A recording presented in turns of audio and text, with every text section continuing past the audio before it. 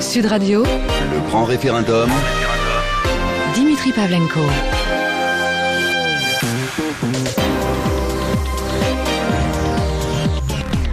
Bonjour à tous et bienvenue à vous si vous nous rejoignez. Le grand référendum, deuxième partie, notre grand débat est consacré ce matin au programme économique du Front National. Car c'est le paradoxe de ces élections régionales. Alors que dimanche, le FN pourrait connaître un succès historique dans plusieurs régions, le parti est confronté à des critiques parfois très violentes sur ses promesses. Que dit-il sur le développement économique, la formation professionnelle, sur les transports, sur les lycées, toutes compétences qui sont celles de la région, des régions qu'il pourrait présider dès lundi prochain. Parce que, à la différence des mairies conquises l'an dernier, le parti de Marine Le Pen ne pourra pas agir sur ces thèmes de prédilection que sont l'immigration ou la sécurité. Mais on peut au moins reconnaître une chose, le programme économique du Front National a le mérite de la clarté. En un mot, protection avec des solutions radicales, sortie de l'euro, étatisme, des solutions qui sont jugées irresponsables par le patronat, rétrogrades par les économistes.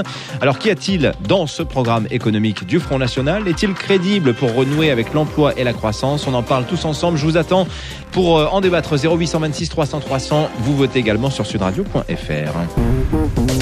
Dimitri Pavlenko. Le grand référendum. Sud Radio.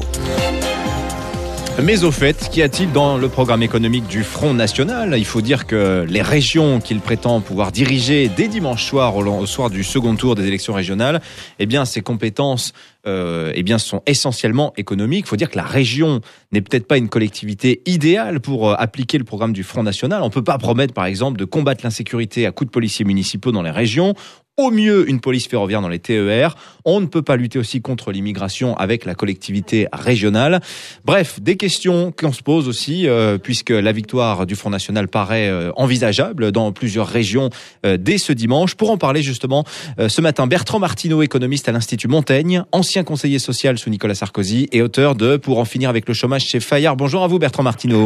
Bonjour. Merci d'être avec nous ce matin sur Sud Radio. Et j'accueille également Bernard Monod, député européen Front National. Vous êtes, Bernard Monod, le stratégiste économique du FN, programme que vous avez co-élaboré avec le professeur Jean-Richard Sulzer, qui est l'adjoint aux finances de Steve Brivois à Hénin-Beaumont. Bonjour Bernard Monod. Bonjour. Alors, je suis content de vous recevoir, Bernard Monod, parce que le Front National, on en parle beaucoup, mais on l'entend assez peu, si ce n'est par la voix de ses principaux ténors. C'est bien de vous avoir parce que ce programme économique du Front National, je pense que vous l'avez remarqué, il est très, très durement critiqué, notamment depuis lundi, qu'on se penche sur les propositions qu'il fait.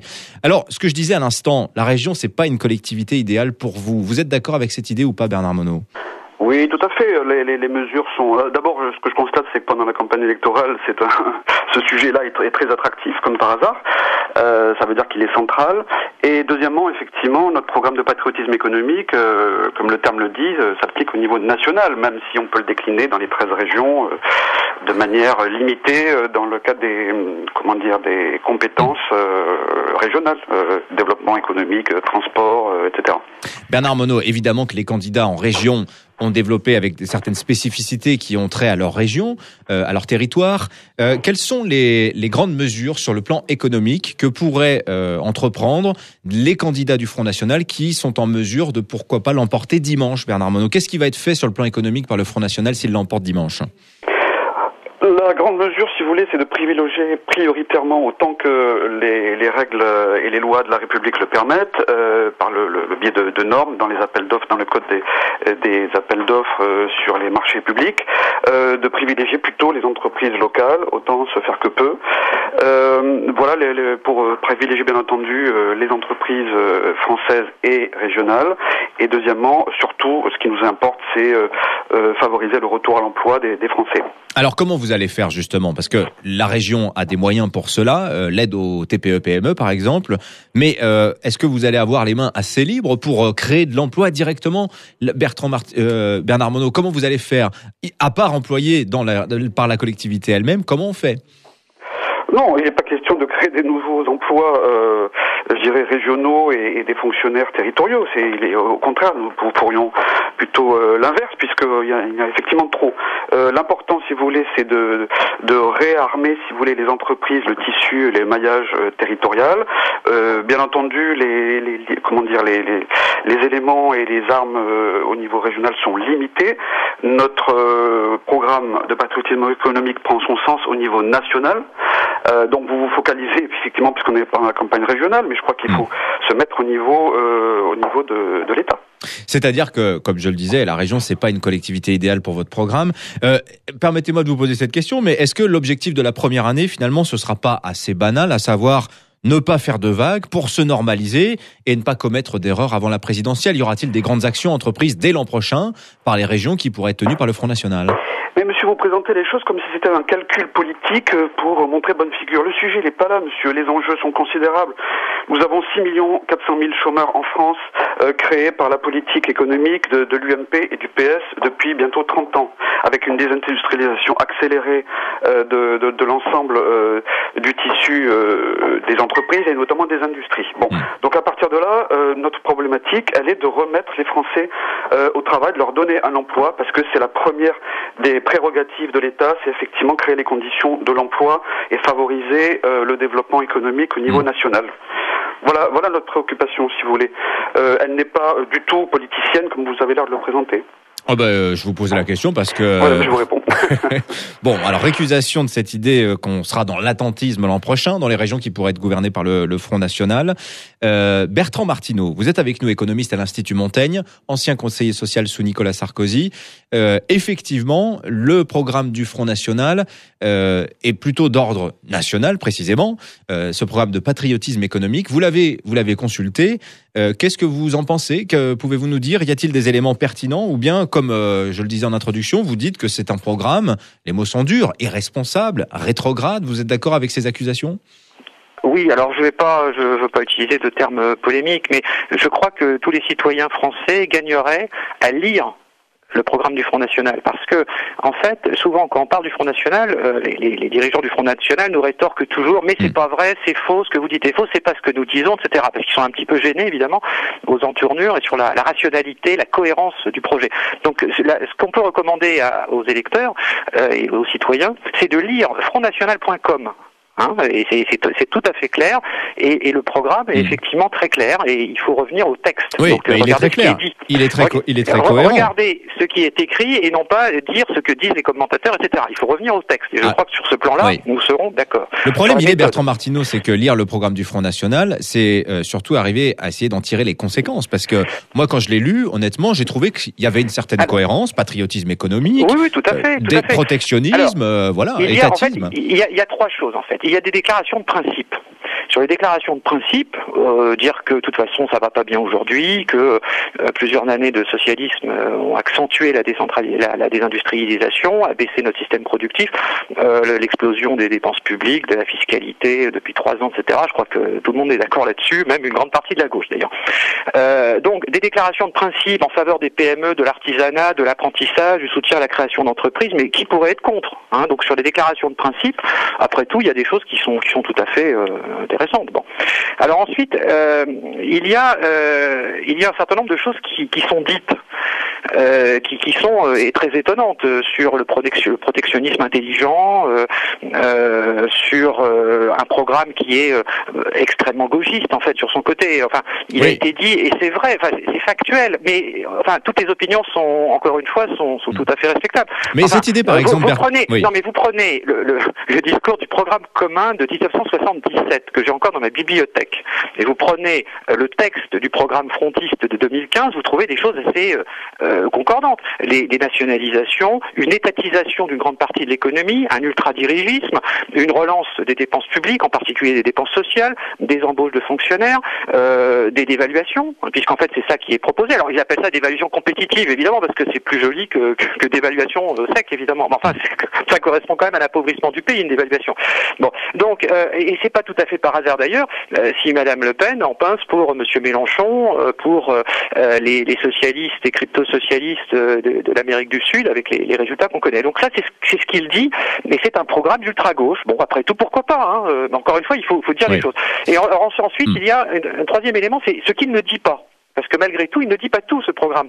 Alors, il ne dit pas comment il finance les dizaines de milliards de dépenses publiques supplémentaires. Alors je ne sais pas, c'est la planète Mars, c'est la Banque Centrale Européenne, Alors, en fait, quand on regarde, encore en détail, comment on finance ça, c'est par de la création monétaire. C'est-à-dire que, concrètement, on propose, et c'est ce qui est expliqué, on revient au franc, c'est expliqué. Des fois, Madame Le Pen dit non, c'est pas vrai, c'est pas aussi simple que ça, il y aura un référendum. Non, alors oui, c'est pas aussi simple que ça, parce qu'on revient au franc sans sortir de l'euro. C'est un petit peu compliqué. Du coup, moi, je me demande, mais pourquoi diable veulent-ils revenir au franc, finalement? Mais c'est écrit encore dans le programme. C'est écrit, c'est pour financer les déficits publics. C'est-à-dire, on crée de la monnaie, on fait marcher la planche à billets à fond pour financer l'explosion des déficits qui étaient insensés. C'est assez cohérent. Bertrand Martineau, c'est de la folie. Bertrand Martineau, on peut objecter quand même qu'aujourd'hui, l'euro fait peser quand même des contraintes très lourdes à l'économie française. La France est dépossédée de ce levier monétaire qui lui appartenait quand la Banque de France émettait la monnaie française. Ça, aujourd'hui, c'est une idée qui est assez populaire. Bernard Monod, dans la liste de critiques qui a été synthétisée par Bertrand Martineau et qui reprend, semble-t-il, quand même la plupart des reproches qui sont faits au programme économique du Front National. En gros, vous dit, votre programme, il n'est pas cohérent parce que vous dites qu'il faut réduire les dépenses sociales, mais vous allez les maximiser d'un autre côté. On verra lesquelles. Tout repose. La pierre angulaire du programme, quand même, c'est quand même une sortie de l'euro. Alors, pas tout à fait une sortie de l'euro. Expliquez-nous comment ça marcherait. D'abord, je remercie M. Martineau d'être le meilleur publicitaire du programme du Front National et d'inviter les gens à aller le lire parce qu'effectivement, la plupart des gens qui en parlent savamment ne l'ont jamais lu. Donc, ce sont des éléments de langage qui sont répétés comme des perroquets dans tous les médias. Donc, effectivement, il faut lire le programme. Notre programme est très cohérent puisqu'il a été construit. Je tiens quand même à rappeler que les économistes du Front National en 2008, dont je fais partie, avaient annoncé la crise de septembre 2008, 3 mois avant, ce que n'ont pas fait les économistes de l'UMPS, dont M. Martineau est proche. Parce qu'il faut quand même dire que M. Martineau fait partie de l'Institut Montaigne. L'Institut Montaigne, c'est M. Bébéard, M. De Castries, donc c'est AXA qui est derrière. Et il travaille bien entendu pour toutes les élites financières et de défendre les intérêts, bien entendu, économiques et financiers de ces multinationales. Bon, il fallait quand même le rappeler. Donc, merci à M. Martineau d'être notre meilleur publicitaire. Le constat, bon, effectivement, tout le monde est d'accord. Je suis pas sûr qu'il en soit publicitaire, qu'un d'inviter à lire votre programme, ça paraît à la base. Nous sommes bien d'accord là-dessus. Votre bilan, c'est 2100 milliards d'euros de dette. Ça fait 33 000 euros par Français. C'est 6,4 millions de chômeurs réels. C'est pas ce qui est annoncé officiellement avec des taux. Oui, alors ça, c'est pour le bilan que vous critiquez. Bernard Monod. Bernard Monod. C'est des déficits intérieurs. Expliquez-moi. Voilà le bilan. Bernard Monod, s'il vous plaît. Et de Hollande depuis les 10 dernières années. Expliquez-moi comment vous remédiez à la solution. M. Sarkozy, à lui tout seul, c'est 760 milliards d'euros de dette. 40% de la dette à l'heure actuelle est affectée à M. Sarkozy. Alors, les leçons qui sont données par l'Institut Montaigne et l'UMP de bonne gestion, je crois qu'elles ne sont pas très crédibles. Si Bernard Monod, ça, c'est la première chose. Bernard Monod. Je termine parce qu'on m'a interrogé. Non, mais là, sur ce sujet-là. Moi, je vous pose des questions sans. C'est gauchiste de vouloir d'avoir un objectif de redonner des emplois aux Français. Vous avez mis M. Sarkozy à lui tout seul a fait près de 800 000 chômeurs pendant son quinquennat. Voilà le résultat, la réalité de votre politique ultralibérale. Et vous êtes Bernard Monod, pardonnez-moi. De Bruxelles. Je trouve vos réponses un petit peu trop politiciennes parce que moi, ce que j'aimerais savoir, c'est que vous m'expliquiez comment, par exemple, votre programme, dont la pierre angulaire, je le rappelle, est basé sur la sortie de l'euro. En quoi ça permet de recréer des emplois? Mais ça permet de fonctionner comme toutes les grandes puissances économiques mondiales qui sont devant nous. Je vous signale que la France a perdu un rang de puissance mondiale en 2014 puisque le Royaume-Uni est passé devant nous. Comme par hasard, le Royaume-Uni, M. Martineau, je vous rappelle qu'ils ont une monnaie nationale, la livre sterling, ils font partie de l'Union européenne, ils sont hors de la zone euro, donc ils ont toutes les marges de manœuvre économiques et financières et monétaires pour agir en faveur de leur économie nationale. Oui. Voilà. Moyennant quoi, ils ont 2 fois moins de chômage qu'en France, à 5,40% de taux de chômage, donc c'est presque le plein emploi. Et deuxièmement, ils ont 3 fois plus de croissance économique. Alors expliquez-moi, M. Martineau, comment font les Anglais par rapport aux Français? Alors, vous avez un peu rejeté la question que je vous posais, Bernard Monod, parce que c'est quand même assez crucial. Il faut qu'on marque une pause, on revient dans un petit instant. Cette question de la sortie de l'euro est absolument centrale pour comprendre le programme économique du Front National. Donc, on y reviendra dans un petit instant. Il y a la question de la dette aussi, de l'endettement des entreprises aussi, qui est aujourd'hui en euros. D'évaluer dans la perspective d'un retour au franc rendrait la dette des entreprises beaucoup plus difficile à rembourser. Ça, c'est une vraie question. Comment recréer de l'emploi? Le programme économique du Front National.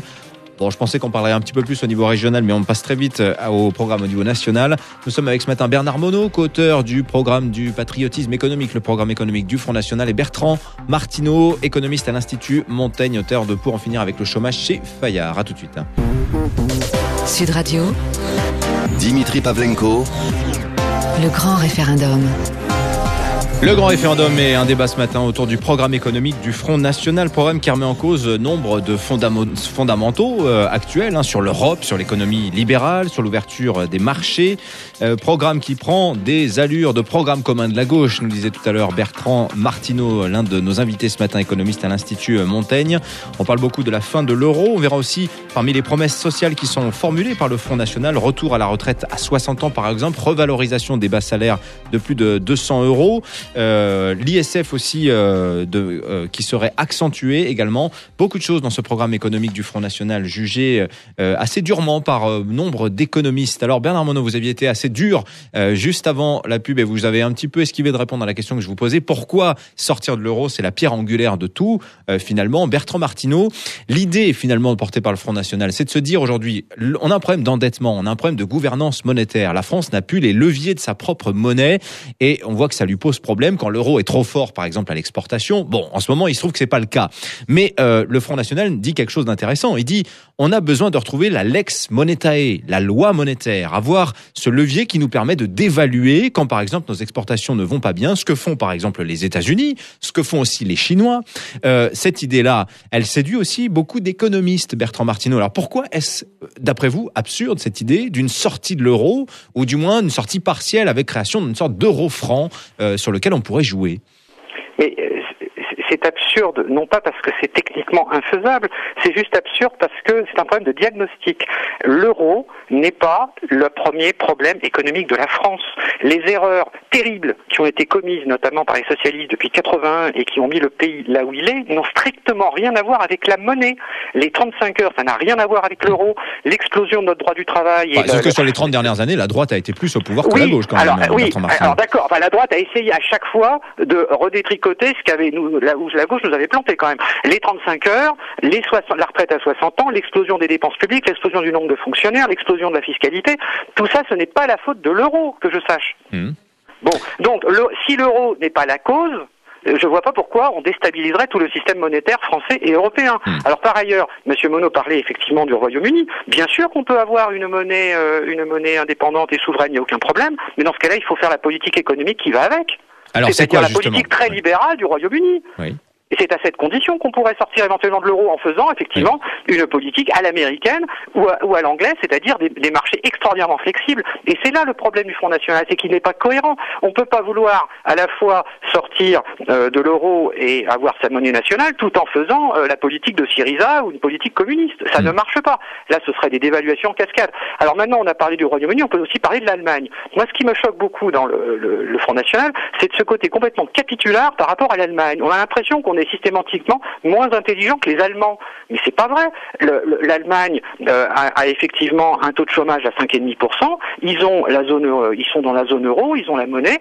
Et le problème de la France, c'est qu'on est affaibli par rapport à l'Allemagne, mais pas pour des raisons monétaires. On est affaibli parce qu'on a une politique qui n'est pas crédible aujourd'hui, parce que on a des finances publiques qui sont très mal gérées, parce qu'on ne fait pas les réformes structurelles qu'il faut. C'est pour ça qu'on a du mal en Europe. Mais on se bat armes égales avec les Allemands. Simplement, on mène pas les bonnes politiques. Donc c'est pas une question de monnaie. En revanche, là où j'aimerais entendre le Front National, c'est ce dont il ne parle pas. Il ne parle jamais du droit du travail. Qu'est-ce qu'il fait des 3300 pages du Code du travail? Qu'est-ce qu'il fait sur l'assurance chômage? Je lis dans le programme du Front National la phrase suivante qui est très intéressante. Les lois sur le temps de travail hebdomadaire de 35 heures ne seront pas revues. Ça va plaire aux petits patrons, aux artisans, etc., qui n'en peuvent plus du Code du travail. Les seuils, qu'est-ce qu'ils font sur les seuils de 10, 50, 300, etc., qui empoisonnent la vie des entreprises? Qu'est-ce qu'ils font sur le financement des retraites? Comment ils financent le retour à la retraite à 60 ans? Voilà, donc, si vous voulez, il y a aussi l'impensé. Alors, je comprends très bien que la réaction des politiciens du FN, c'est évidemment de botter en touche, de renvoyer au bilan de Nicolas Sarkozy, mais il se trouve que votre émission, c'est comme ça, elle porte sur le programme du Front National. Moi, je suis prêt à refaire une émission sur le bilan de Nicolas Sarkozy, il n'y a aucun problème, c'est quand vous voulez. Alors, mais il se trouve qu'aujourd'hui, on est sur le programme du Front National. Donc c'est très bien de revenir au programme du Front National, et puis surtout, je terminerai par là, et je suis absolument d'accord avec Bernard Monod sur ce point, il faut lire le programme du Front National, tout simplement pour qu'on ne puisse pas dire, si un jour il arrive au pouvoir, qu'on ne puisse pas dire à nos enfants et à nos petits-enfants, on ne savait pas. Bertrand Martineau, cela dit, le programme du Front National qui est en contre-pied au programme autant de la gauche que de la droite aujourd'hui, des programmes économiques qui n'ont pas véritablement fait leurs preuves. On peut comprendre l'attractivité qu'il a auprès des électeurs à qui on dit le retour à la retraite à 60 ans, par exemple, la revalorisation des petits salaires, Bertrand Martineau. Ce que propose la gauche et ce qu'a proposé la droite avant, ça n'a pas marché d'une certaine manière. Mais oui, mais c'est pas parce qu'il faut changer de politique. Vous êtes un dîner.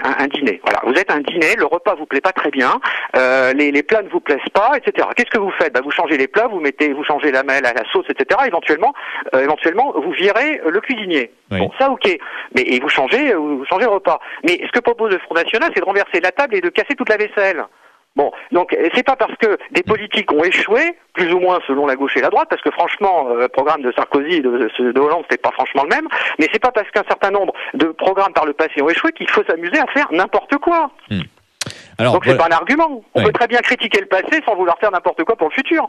Alors Bernard Monod, c'est vrai que sur ce que disait Bertrand Martineau, encore une fois, assez dur, cet impensé, par exemple, pas une ligne sur la révision du temps de travail, les 35 heures, le chômage, les retraites. Encore une fois, vous avez votre programme économique ressemble à un programme économique de gauche. C'est assumé, ça, aujourd'hui, au Front National ? Non, je réfute catégoriquement. Si le principe de remettre des gens au travail, c'est considéré comme être de gauche, ce sont les ultralibéraux, tant UMP que PS, qui parlent comme ça. Mais la meilleure preuve, c'est que dimanche, il va y avoir des socialistes et des voix socialistes qui vont tenter d'élire les candidats UMP. C'est donc qu'il n'y a pas de différence dans le modèle économique ultralibéral de l'UMPS soumis à l'Union européenne. Mais vous dites remettre les gens au travail. Mais comment ? Pour vous répondre sur le sujet de l'euro, parce que on tourne autour, mais je vous ai pas répondu là-dessus. Alors sur le sujet de l'euro, d'abord combien ça a coûté de sauver et de maintenir l'euro depuis 5 ans. Depuis mai 2010, l'euro est à l'agonie. L'euro monnaie unique est à l'agonie. Ça a coûté 70 milliards d'euros aux Français qu'ils les retrouvent dans leurs impôts, dans leurs prélèvements sociaux, pour sauver l'euro monnaie unique.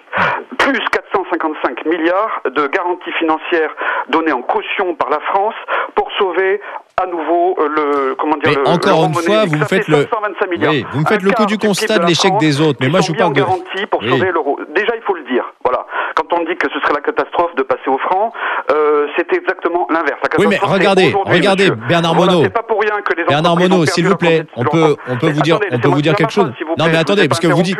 Non, mais si, moi, je vous interromps parce que vous dites quelque chose qui nécessite une remarque. Vous dites, par exemple, sortir de l'euro.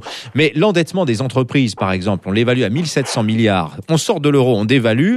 Cet endettement, il sera augmenté d'autant. Et ça fait peser un poids très lourd sur l'épaule de l'avenir des entreprises. Dans ce cas-là, vous risquez aussi de tuer l'emploi avec cette solution, Bernard Monod. Pas du tout, monsieur, pas du tout.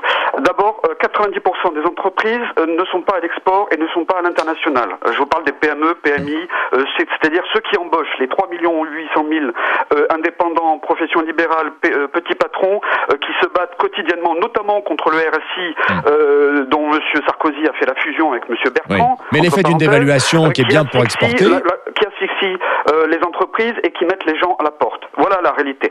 Alors, ça concerne, ce que vous me dites, c'est les multinationales, les 10% qui effectivement ont quelques dettes, mais ça concerne uniquement les dettes en dollars, ça ne concerne pas les dettes en euros, puisque de toute façon, ce serait convertible immédiatement lors du passage au nouveau franc français. Donc la dette émise en France serait française. Point barre. C'est la lex monetale, c'est du droit, c'est de la législation, il suffit de s'y conformer. Deuxièmement, nous ce qu'on cherche, c'est à redynamiser et à rendre compétitives les entreprises en France, qu'elles puissent réembaucher. Imaginez sur 3 800 000 indépendants, si ne serait-ce que la moitié embauchait un salarié en CDI et non pas en CDD comme veut le faire l'UMP, le PS et l'Institut Montaigne, avec de la précarité dans tous les sens, eh bien à ce moment-là ça remettrait au moins 1,5 million de personnes au travail et qui viendraient réalimenter les régimes de protection sociaux, notamment les retraites, la sécurité sociale, etc. Ils n'ont à la bouche, moi c'est ce que j'entends à Bruxelles, au Parlement européen, que les restructurations, les réformes structurelles. Les réformes structurelles, c'est l'austérité, c'est ce qui est en train de s'appliquer en Grèce et c'est ce qui s'est appliqué à Chypre il y a 2 ans et demi avec l'union bancaire. Parce que monsieur Martineau, on ne l'entend pas sur l'union bancaire. Mais j'ai une autre question pour vous, Bernard Monod. Vous dites l'austérité, c'est pas la solution. Mais enfin, on voit par exemple la pression fiscale qui pèse aujourd'hui sur les épaules des Français. Moi, je dis dans votre programme tout un tas de propositions qui sont objectivement séduisantes. Retour de la retraite à 60 ans, augmentation des bas salaires. Tout ça a un coût. Vous parlez aussi, par exemple, pour les jeunes mamans ou les jeunes papas, de pouvoir s'arrêter avec 80% du niveau d'un SMIC, ce qui serait plus aujourd'hui que ce qu'on offre en congé parental. Mais tout ça, évidemment, a un coût. Alors, j'ose espérer que vous l'avez chiffré, alors qu'on est déjà très endetté, que la pression fiscale pèse très lourd sur les épaules des Français. Comment vous faites pour éviter que cette pression fiscale s'accroisse, Bernard Monod? Comment on fait? D'abord, j'invite justement les téléspectateurs et les auditeurs à aller regarder le programme du Front, sur lequel ils trouveront le chiffrage très détaillé que nous avons fait en 2012, que n'a pas fait ni l'UMP ni le PS en 2012, et ils verront que toutes les mesures sont contrebalancées par des économies de l'autre côté. Les économies, on les fait notamment sur le budget de l'Union européenne, sur la suppression du sauvetage permanent de l'euro. Comme je vous l'ai dit tout à l'heure, 70 milliards d'euros cumulés, c'est-à-dire une année de déficit. Sur la fraude fiscale, il y a 15 milliards d'euros avec le scandale de LuxLeaks qui a éclaté l'année dernière. On s'est aperçu que 15 milliards d'euros des multinationales, notamment françaises, ne sont pas versés aux recettes fiscales de l'État. C'est-à-dire que c'est une fraude fiscale et déloyale des entreprises françaises vis-à-vis de son propre État. Vous dénoncez beaucoup, mais vous m'expliquez peu comment ça va marcher. Je trouve que là, si vous voulez, en 100 milliards d'euros sont très rapidement le coût de l'immigration, qui est considérable, qu'on a sous-évalué. Alors ça, vous le chiffrez d'ailleurs à 40 milliards d'euros par an. Vous dites 41 milliards. Moi, j'ai lu ce chiffre, 41 milliards. Sur 5 ans, ça fait 8 milliards par an, effectivement.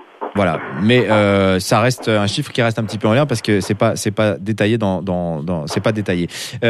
Bertrand Martineau, quand je regarde un petit peu aussi aujourd'hui ce qui se passe aujourd'hui, là où le Front National est au pouvoir, parce que le reproche qu'on lui fait souvent, c'est le FN peut dire tout ce qu'il veut, mais il n'est pas aux manettes, il n'a pas les responsabilités. Dans les villes qu'il gère, le Front National, il est assez populaire. Il faut dire que sa gestion plaît. Je prends l'exemple d'Hénin-Beaumont, où le maire fait des choses assez simples mais qui marchent.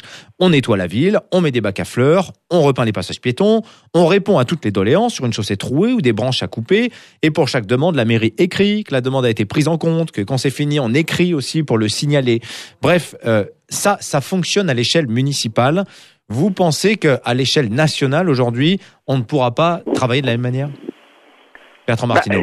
Disons que ça n'a strictement rien à voir. Enfin, Hénin-Beaumont, le Front National a succédé à un élu socialiste qui était complètement pourri et corrompu. Et donc, évidemment, au niveau communal, vous avez parlé des bacs à fleurs. On écrit aux administrés, on est gentil, etc. Bon, mais très bien, c'est pas le sujet. Mais là, on parle de sujets nationaux. Bon, Monsieur Monod dit que si on dévalue le franc massivement, qu'on revient au franc, qu'on dévalue massivement, il y aura pas de problème. Écoutez, il y a 2 tiers de notre dette, il y a 1300, 1400 milliards d'euros qui sont libellés en euros aujourd'hui et qui sont détenus par les marchés financiers et par le reste des Européens, etc. Du jour au lendemain, sur ces 1400 milliards d'euros, ça nous coûte 30-40% plus cher. Alors, on faudra savoir comment, voilà. Et c'est pas un détail parce que c'est la raison pour laquelle le régime communiste de Syriza, en Grèce, soutenu par le Front National, qui avait mis la sortie de l'euro en première ligne de son programme électoral, il a renoncé finalement, parce que c'était donc le parti le plus communiste et le plus proche du Front National français sur le sujet monétaire, qui était Syriza, il a renoncé finalement. Mais finalement, Bertrand Martineau, rêvons un peu, mais dans un pays désendetté, dans un pays où la pression fiscale est faible, le programme du Front National, c'est une sorte de programme idéal pour le Français moyen qui le lit, qui se dit après tout c'est bien si on me propose de travailler moins longtemps, de gagner mieux ma vie. Mais oui, mais écoutez, là on fait pas de la poésie, on fait de la prose, l'économie, c'est de la prose. Alors bon, le Front National fait de la poésie, mais de la mauvaise poésie au passage, mais c'est de la poésie économique, c'est pas de la réalité, on n'est pas dans le monde de la réalité. Moi, encore une fois, Monsieur Monod ne répond pas, comme tous les politiciens du Front National, qu'est-ce qu'il va faire sur le droit du travail qui empoisonne la vie des TPE, PME, parce que le droit du travail, il empoisonne pas la vie des multinationales, il empoisonne la vie des des TPE-PME. Qu'est-ce qu'il fait sur les seuils? Qu'est-ce qu'il fait sur les 3300 pages du Code du travail? Qu'est-ce qu'il fait sur les 35 heures? C'est ça les vrais sujets. Et là, évidemment, il n'y a pas de réponse. On répond, évidemment, la monnaie, les Allemands, les Chinois, la mondialisation, l'ultracapitalisme sauvage. Mais regardons ce qu'on peut faire, nous. C'est ça, être patriote. C'est essayer de redresser le pays en se battant avec les bonnes règles, et même que celles des Allemands. Les Allemands se battent dans un univers où ils ont les mêmes règles que nous, ils ont la même monnaie que nous, et ils font beaucoup mieux que nous. Et ben moi, qui suis patriote, je ne me résous pas à ce que l'Allemagne fasse beaucoup mieux que la France. Bernard Monod, pour répondre à Bertrand Martineau, c'est vrai que sur les préoccupations des TPE-PME, qui est, on peut dire, un électorat auquel vous portez une attention particulière, vous nous le disiez en début d'émission, les TPE-PME vont être soignés par les régions si vous arrivez à diriger leur exécutif. Tout cet aspect sur le Code du travail, par exemple, c'est vrai que le Front National en parle assez peu. Ça va changer ou bien c'est une... Pour le programme de 2007, le Front National est d'accord pour un assouplissement, si vous voulez, du Code du travail, du droit du travail de manière générale, mais il n'est pas question de tout révolutionner. C'est une construction qui a duré pendant des décennies depuis le début du XXe siècle. On va pas tout ratiboiser pour faire plaisir à l'élite d'AXA, de BNP, etc. et toutes les multinationales. D'accord? Nous, on pense prioritairement, effectivement, aux PME, PMI. Déjà, leur solutionner la problématique du RSI, parce que c'est ça au quotidien qui asphyxie totalement les entrepreneurs. Vous dites comme Macron pour le coup là. Sinon, on n'entend pas parler, bien entendu, puisqu'il défend les intérêts de ceux qui ont fusionné le RSI. Bon. Non, mais après, moi, je vous ai posé la question tout à l'heure, vous n'avez pas répondu. S'il vous plaît, laissez-moi terminer. Vous me questionnez, je vous réponds. Par contre, ces assouplissements, on peut les faire qu'en période de reprise et de hausse de la croissance économique. Or, il faut m'expliquer comment, dans la zone euro, où on tangente le zéro en termes de croissance économique, alors que le Royaume-Uni était en 2014 à 2,70% de croissance économique, 3 fois plus que nous, comment vous allez pouvoir faire ces ajustements sans mettre le pays à feu et à sang et à faire du saccage social? Nous, notre problématique, c'est la stabilité des affaires, de la fiscalité, de conserver le système de protection sociale sans tout faire voler en éclats.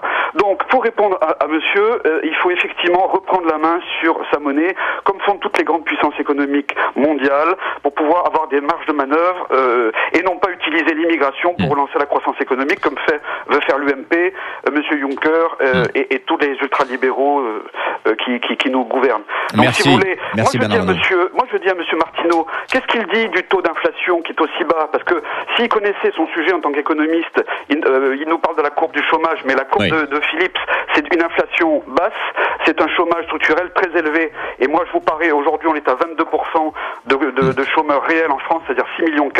Je vous garantis, on reprend rendez-vous dans un an. Merci. On en a au moins 100 ou 200 ou 300 000. Merci Bernard Monod, député européen du Front National, stratégiste économique du Front National, qui vous invite, comme d'ailleurs notre autre invité Bertrand Martineau, économiste à l'Institut Montaigne, à lire le programme économique du Front National. C'est sur son site internet, point par point, pour vous faire une idée. Sudradio.fr.